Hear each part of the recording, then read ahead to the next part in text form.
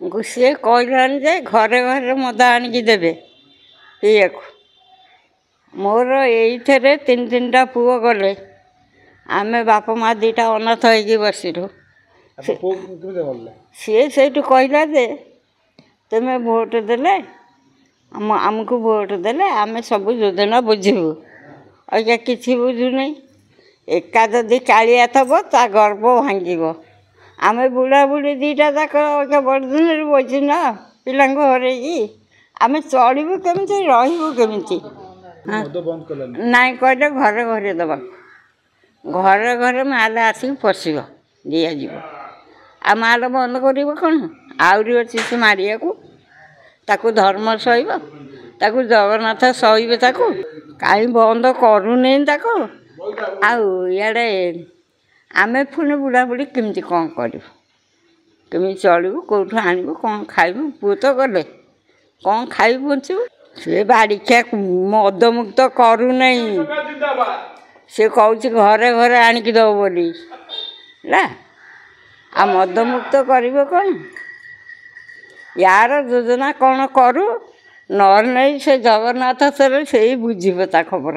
ଆଉ ମଣିଷର ଉପାୟ ନାହିଁ। ଆଉ ମୋର କ'ଣ ଉପାୟ ଅଛି? ମୁଁ ତ ଅନାଥ ହେଇକି ବସିଲି, ବୁଢ଼ାବୁଢ଼ୀ ଦୁଇଟା ଯାକ, ତିନିଟା ପୁଅକୁ ହରେଇକି। ଆଉ କ'ଣ ଅଛି? 80 ବର୍ଷର ବୁଢ଼ୀ ମୁଁ। ଆମକୁ ଖାଇବାକୁ କିଏ ଦେବ? ଆମେ କେଉଁଠୁ କ'ଣ ପାଇବୁ ଖାଇବୁ? ଆଳୁ କିଲୋ 40 କିଣିକି ଆଣିଲୁ, ପିଆଜ କିଲୋ 60ରେ ଆଣିଲୁ, ବାଇଗଣ କିଲୋ 60ରେ ଆଣିଲୁ। ଆମେ କେଉଁଠୁ ଏତେ ପଇସା ଆଣିବୁ ବାପା କିଣି ଖାଇବୁ? ମହରମାଝି ପାଖକୁ ଯିବେ ଆପଣ? ଯଦି ଆପଣ ମହରମାଝି ପ୍ରକୋଷ୍ଠ ଖୋଲାଯାଉଛି ଯିବେ ଆପଣ? ହଁ ମୋତେ ନେଇକି ଗଲେ ଯିବି।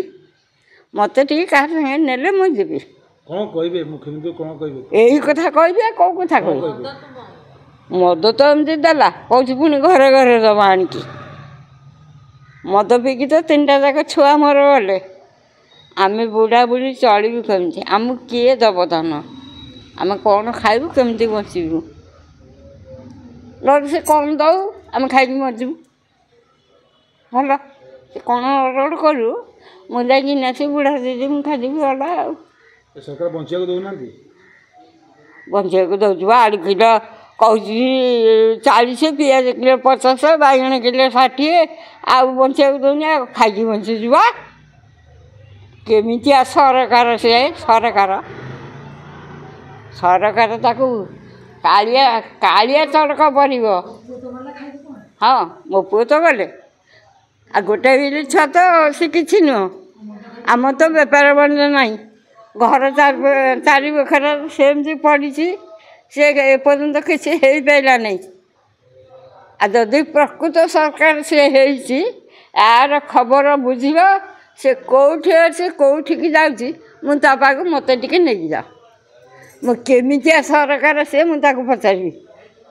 ଫେସ୍ ହେଉଛି କ'ଣ? ଫେସ୍ ହେବାକୁ ଯାଉଛି ସେଠି। ତାର ତ ପୁଣି ବାପା ମା ଅଛି, ତାର ଭାଇ ଭଉଣୀ ଅଛି। ସେ ତା ବାପା ମାଆକୁ ଦେଖୁଛି ତ। ଆମକୁ କିଏ ଦେଖିବ? ମୋତେ କିଏ ଦେଖିବ ଏ ଟାଇମ୍ରେ?